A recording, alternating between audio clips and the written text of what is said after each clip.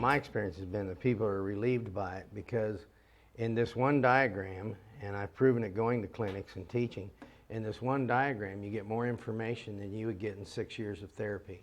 And I'm really not joking, I'm not boasting about something.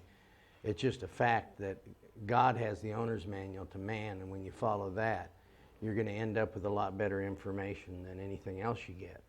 And in fact, this diagram, often people try to buy it from me, a counseling organization or a group, to use it. And I just tell them it's not for them. It was given for Christians to use.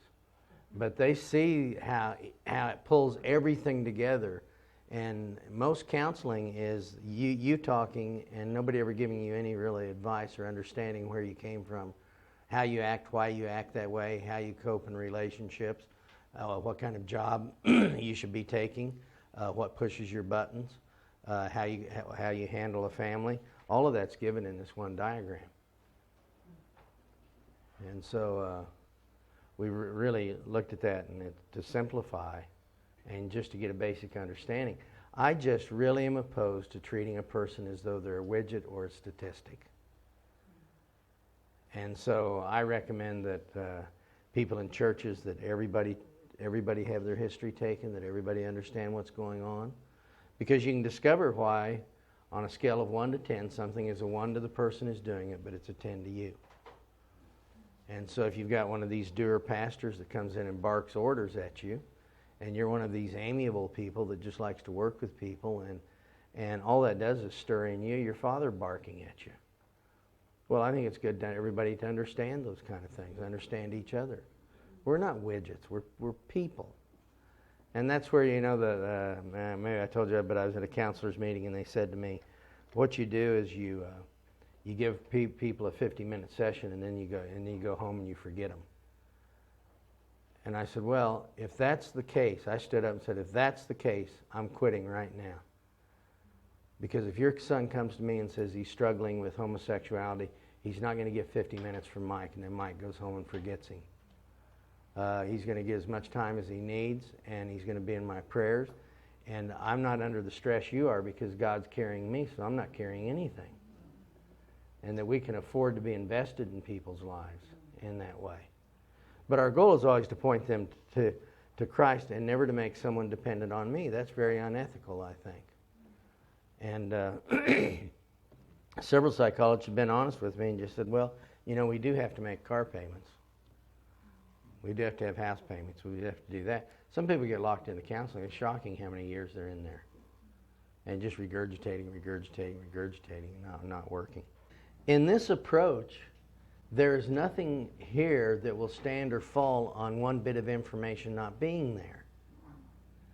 And so one of the things I'll do is that someone will say to me, they were raped, they were molested, they had an affair, those kind of things.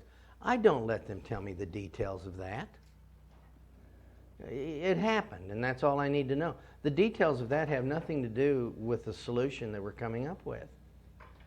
And maybe there's some elements of the fear or things like that might have come into it, but generally, no, I don't need to know any of that. This doesn't stand or fall on one bit of information missing. And so I can say to people, if the way you coped was, just some embarrassing way and you don't want to talk about it, then don't. Just know that you cope. And you use wisdom in that kind of thing, because opening wounds can really be hurtful, and especially there's a jealousy in men that is a built-in jealousy, that's a protective jealousy that God gave men to protect a woman. And I don't think any of you really would want to be married to Richard Simmons, because he is a little exercise guru guy, that got his hair all fluffed out and everything. And I just don't think you walking in King's Cross is going to make you feel real confident with Richard. But there's a matter of a protective jealousy. Well, when I'm sitting there and doing a history with someone and said, what was a big hurt in high school? And the girl says, well, my mother accused me so much of being a whore, I just decided to do it. And I was having sex with 5 to 10 guys in a night. Do you know you can just watch the husband's face just sink? And he'll just dip into nothingness right then. Because a man's emotions will jump time. And so when he hears something like that, it's just as though it happened this week. And then Satan will come to them the next time they're intimate and start whispering to him about that event. Those kind of things we don't need to know. I don't know why those are brought up in counseling sessions. You might say, yeah, well, in high school I got overly involved with boys. That's enough. And that answers it. So yeah, you don't have to have all of that. Again, because we've got a deeper issue that we're going to deal with and all that. But I do want to understand how you act, why you act that way, and maybe why somebody did that with the boys. Why were they doing that? And what went on in their life. When you see people that have been molested, and this is one thing that very few people ever talk about, but if I walk up to Ray and I just go like this, I'm just lecturing, I touch Ray's elbow, and then I come back here and keep lecturing, Ray's just going to think that was weird, and you might think, well, that was kind of strange, but it'll end at that. Because there's nothing associated with me touching his elbow. When you're molested as a child and you're not in touch with your sexuality, it's just something strange. You don't really attach much to that other than it was strange. Where it kills you is in puberty, where your sex drive comes alive, and now sex equals pleasure, but in your mind you leap time back to that event, and now it equals confusion and pain. So I've got a conflict when it comes to sex. It's pleasure, but it's also pain and something really strange, and why would someone do that to me? And then the normal person takes guilt and blame for what happened to them when they're actually the victim. And so they sit there and see, when I think of my most embarrassing moment, I'm 5 years old in kindergarten sitting in a chair and I'm wetting my pants. That's my most embarrassing moment. But when I think of that, I'm this man sitting in that chair. I'm not a 5-year-old in the chair. I'm this man sitting in the chair. And I think to myself, why didn't I do anything? Why didn't I shout out? Why didn't I cry out? Why didn't I do something? Well, why didn't I just go to the bathroom? Why did I do that? Well, the same thing happens in abuse. You jump time and you go back and you take the person you are today back there, and you take the blame because you didn't shout out, you didn't say something, you didn't tell anyone. And especially if you did happen to tell your mother or your father and it was a relative and they just said, well, keep it quiet. Or they didn't say anything at all about it. That minimizes you even more.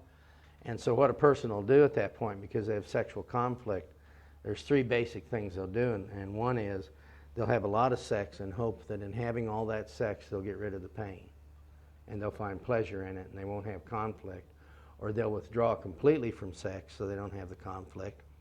Or they'll passively be active in sex. And what that is that's someone who just drips with sexuality, so someone will hit on them, and then they end up in bed with them, and they blame that person for abusing them again. And so what they're able to do is, again, try to find pleasure in sex to undo the pain, and yet remain a victim. And so you see one of those 3 things taking place in people. So I like to find the roots of those kind of things, what's happened and why are you doing it, and that. And that information can help. But again, this is the main thing that we want right here, is to find out what is your image and what are you living to and what are you doing to try to change it, but also what's pushing your buttons, that kind of thing. But you were able to take your own history and it wasn't a big issue, was it? You just followed the diagram and you went right through it and you were able to do that. This history-taking form, you keep the one that you have, but what we also have are these forms that make things a little bit easier for you. And again, we never want to complicate anything. But here's a form, and if you're a doer and a thinker, I want you to grab the doer and the thinker form. Because what it does, if you'll notice, is that it lists for you all the characteristics of a doer and a thinker. And so you already have those for you. And one of the things that we'll do then is when we get in our group with our person is that you're going to take their form from them and you're going to fill it out for them by asking them questions. You already have the other form, so you know what questions to ask. And so what we're going to do is, first of all, you're going to sit down with the person and you'll say, you're a doer and a thinker. These are the characteristics that describe you. This is what you are by nature. This is how you were born. And you're not going to be able to change those things. Your personality is not good or bad. It's like a hammer. You build someone a house, it's good. Kill them, and it's bad. But these are things that won't ever change in you. And it's important to know that, because if you're trying to change your personality, you're trying to change what God made you to be. And so you read down through those with the person, and then if there's things that they say, well, I don't agree with that, then you just cross it out. Because we're just trying to find out what your personality is, and since we've got it listed here, it's going to be a lot easier. So let's hand those out right away, and you can grab this just as they go around the room. If you're a doer or thinker, if you're a multifaceted person, grab that one. Doer or feeler. So grab what you are. So we don't need one each. All we need is the one that we are. Yeah, so whatever you put down that you were. Is there any difference between thinker, feeler, thinker, or just a thinker? No, it's a difference. And when we go over the test, you'll see that that's different. What you're going to have then, as you have right now, everybody's got one. And what I want to do is simplify this, and often I use this form, especially when I don't have a lot of time with people and I don't have time for them to take the test and to look at all that. The beauty of the unique self-test is that it's a study of the obvious. And if you'll notice many other tests, what they do when it comes to personality is they blend nurture and nature together, and it's very confusing for me. Because what they'll say is that you're a phlegmatic, and since you're a phlegmatic or a melancholy or whatever it is, you need to change this, this, and this in your life. My question is, if that's how God made me, how do I change it? And so that's very confusing with me. And it's also like a Myers-Briggs test, which takes what you are by nurture and nature and blends those together, and it's really confusing what's going on in that test. And so what we're doing is looking really at the obvious of how did God make me, and all of you with children know that the second child was different than the first child. And in fact, you knew that before you even had them. You knew there'd be something different about that baby. And so we know there's a difference in people, and you know yourself. And when you take the test, we ask you to take it on the basis of how you're most comfortable. Not what people think you ought to be, not what others think you ought to be, but what are you comfortable being? Because it's important to see what your personality is and why it won't change. We'll talk more about that later, because in the church today, we let people's personality judge our spirituality. So you have a doer that's a driven person, and they like to get out and have conflict and fight and do protests and all that. And then they say to the thinkers, don't you love the Lord? Where's your boldness? How come you don't do that? And they're really just taking their personality and imposing it on you. And that's why it's very strange that on a gift test, a spiritual gift test, an unbeliever can take a spiritual gift test and have a spiritual gift. How in the world can that be? And they're not spiritual gift tests. All they are personality tests. But it is important for, especially when it comes to couples, to understand the uniqueness of your mate and to stop trying to change that, and instead look at it and say, gee, look what you brought to the table. Look what you brought to the family. And so we want to understand what that uniqueness is. And it does strongly affect your nurturing and how you perceive the events that went on in your life. So what we've done, first of all, is you've taken your own history and you've gone through here, and we told you the thing to ask, the 5 things that describe your dad at the worst, how he described you, your mother, how she described you, and then your hurts growing up. And we're asking for your earliest memory through grade school, and then during grade school, secondary school, high school, university, and today. What are your main hurts? How did it make you feel? What did you do to try to change or maintain? And how do you cope? Now, when you get together with your partner, you will hand them your sheet that you have, and this would be the sheet that you would have if you were discipling someone. So we'll take the doer and the thinker. And you hand your partner the doer and thinker, and they'll say, okay, this is what you are by nature, and it won't change. And then just read through the things with them and discuss it with them. We're not in a hurry. What we want to do is know the person that I'm with. It's not a big rush job. And one of the things that I remind people of, in my ministry, I only have an hour or 2 hours with a person. And so God uses that hour or 2 hours. But when I'm in my office at home, I'll spend 6 to 8 weeks with someone. And that's not 6 to 8 full weeks, but seeing them once a week for 6 to 8 weeks. And so we're not in a hurry to get through any of this. And what God does slowly is undone slowly. What's done quickly is undone quickly. And so God does work slowly in our lives. That's the way He works. In fact, in the Bible, you find the one that's always in a hurry is the enemy. He's in a hurry. He wants to act right now. But we act slowly and we go along. So you're going to hand the person your sheet, and you'll be as though you're discipling them. You go through their characteristics and you read them and you discuss each one of them.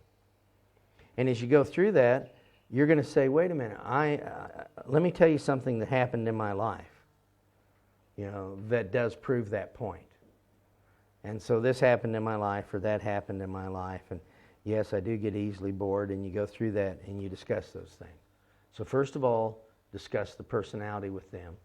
And what you'll find that does is, when you're meeting with people and discipling people, it breaks down so many walls you wouldn't believe it. Because they're seeing that you know something about them.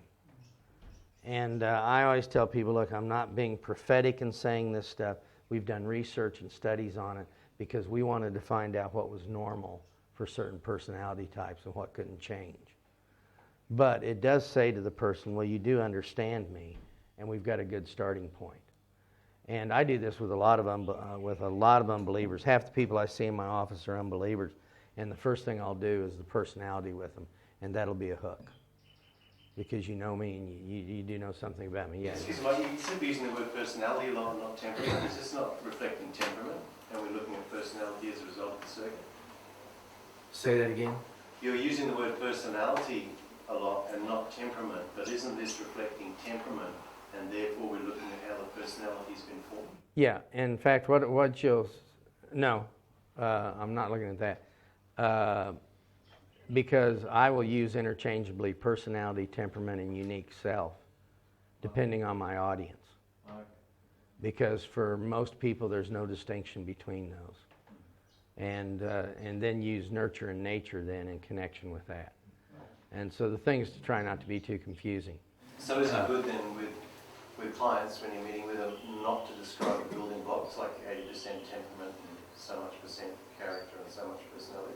Is it better just to say personality or temperament with them, not distinguish? Well, what I distinguish is nurture and nature. And under the category of nature, I would have personality, temperament, or unique self. Okay? And so I would separate, and what I'm going to describe is two things. One is the personality, temperament, or unique self, what you are by nature. And then this whole other thing is what you've become through nurture. Now, some people might call that temperament too. But whatever we do, we just try to be the least confusing as you can for the people. And that's why, of course, if people know this, you're sunk in a church. But the whole study of temperaments as we know it today, modern temperaments with the 4 categories of temperament, the phlegmatic, melancholy, and sanguine, and that kind of stuff. That's all based in astrology. And so that's the root of it. And it doesn't mean there isn't some good information in it, but the Greeks divided things into seasons. They had 4 seasons, spring, winter, summer, fall. And some of you women know that. You'll go to one of these makeup things or clothing things where they say, what color are you?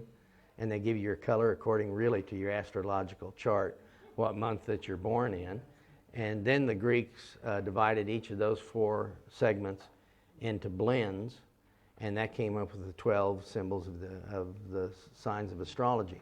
Hippocrates came along, and he said that's not very scientific to just go by months and colors in that way when dealing with people. So what he did is he took dead bodies, and he would cut the body, and the first color of body fluid that came out of them was their personality. And so that's where we get the thing of the sanguine being red, and what a sanguine is, and what a cleric is, and a melancholy and all that. Well, a lot of modern medicine has its roots in witchcraft. We know that. We don't cast out all of that. But the problem is you present this stuff in a church or with a pastor, you're working with people, and they have that information, you're done. You're really done doing it because that's the root of all of it. And instead what we did is looked at it and said, no, in my soul I have a mind, a will, and emotions. The soul's the seat of my personality. That's where my uniqueness is. And so people are primarily thinkers, feelers, and doers. And that really simplified things. I just came from the Amazon with remote peoples and tribes that had, all they finish is the second grade and then do Bible school. And all of them wanted to talk about how their marriages functioned with thinkers and feelers and doers. And they even understood thinkers and feelers and doers. And I just gave examples from the village of what a thinker does and what a feeler does, what a doer does. They were laughing and they were getting that and understanding that. So we wanted to simplify that. And that's what we've done. And the other thing is that going through here like we're doing now, I like to do the test later because the test can become an obsession. And it can be really frustrating that when our goal is to point someone to Christ and they leave and they just categorize people everywhere they go as thinkers and feelers and doers, and you did that because you're a thinker and you did that because you're a doer and a feeler, and they get all that, and that was never our goal. My goal was just to say, you can't change this, you're not going to be able to change it, but I want you to understand it, and I want you to understand it in the context of your family and your relationships. And, a lot of thinkers, they show love not by physical affection, but by the tasks they do for you. And it's sad to see a woman who's a thinker who is screaming in all of her behavior, I love you, I love you, I love you, and giving you the food you like and making sure your favorite clothes were washed and taking the trips you want to take and doing all these tasks. And the husband saying, well, I don't think she loves me. And his definition of love is she's not initiating affection toward me all the time. And so I found that to be very helpful, but also helpful in understanding what how nurturing has affected me. So you've got that, and we wanted to make this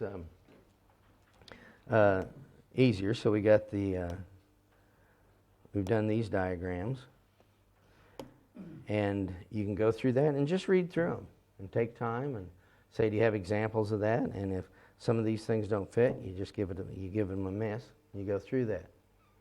Then you'll go back to your old diagram, the one that I gave you initially, because it lists the questions that we're going to ask on it. And what you'll do is you'll just start going through this, and then you'll ask them the question, how did it make you feel? What did you do to change? What have you done when you can't change? And when you get done with this person, you should know a lot more about them than you did before. And I think you'll see that starting discipleship at this point is much better than starting it at a point of saying, I'm going to give you the answers that worked for me. And it's also allowing me, again, it's a beginning point, and people come in and say the marriage was the problem, and they end up saying, my real problem is my inferiority and feelings of worthlessness. That's the real issue. And then we're not going to stop there. We're going to say, well, here's how we fix it. Here's what we do with it. I used to, and I'm not doing this the first time, I've never not done it. I used to just bring someone up here and sit down and then do a history and show you how I do it. And all that ever happened is that people walked away and said, well, I see how Mike does a history. Mm-hmm. Well, I don't want to do that. I want you to see how you do a history, how you can do it. And it's not important that you see that I do one. What's important for me is you see that you can do one. And don't worry about failing, because how do you fail? I mean, really, you're starting at, most people start at 0, and they do nothing to find out about the people. They just start spewing answers, and you're asking enough questions. So let's say that all the further you get's a 1. Well, you've done 100% more than the person that did 0. So how are you going to fail at it? And it's just getting to know you and understand you, and then letting God speak to you and to both of you and say, well, where's God working in this whole thing? What's the real issue in my life? What pushes my buttons? And why does it push my button? Why do things upset me? You remember the story, there was the girl who couldn't swallow her pill, and it was just a little bitty pill. And they said she was allergic to her pills, and they kept shifting medication. But when I got her history, I found out that she wasn't allergic to pills. She was allergic to the invisible message that was attached to the pill that was huge. And that message was this. Her grandmother told her all while she grew up that if you take a pill, you'll go to hell because it means you don't trust Jesus for your healing. It wasn't the pill she couldn't swallow. It was going to hell she couldn't swallow. And so in the history, we discovered what that was and that false concept, what was attached to it. And so we can begin to deal with those kind of things. But mainly our whole goal is, I know you. You're a person to me. You have value. You have worth. You're worth knowing. And you had a past that was unique, that God permitted and prevented things. And we know that He's going to go somewhere with all of this. Right now, I want the information now.